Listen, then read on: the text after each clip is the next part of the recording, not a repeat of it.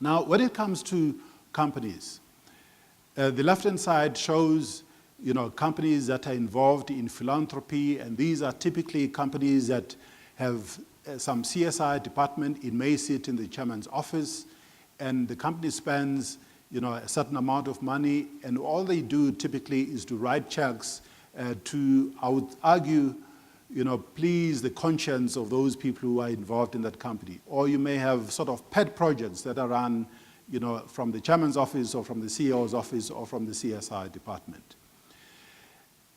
A lot of companies in this country operate in what I call the market-driven CSI environment. In other words, they're involved in CSI, and typically CSI sits in the corporate affairs department. I'm sure there are corporate affairs department people sitting in the room here, or it may sit in the HR department, and is very closely aligned to what the company is doing on its trading side, on its business side. In other words, there's a very close relationship between what a company does in selling its product. So when it gets involved in corporate social investment, it's typically in the context of supporting the business.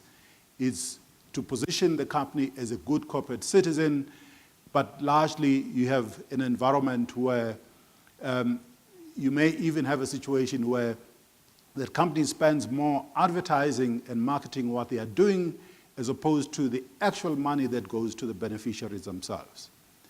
And the last component are companies that take a very strategic approach to CSI, that want to engage communities, that want to partner with others, that understand that the CSI space should not be a competitive space, that the needs in this country, particularly, or even in this continent, are so vast. So it does not really make sense for us as corporates to compete when it comes to CSI.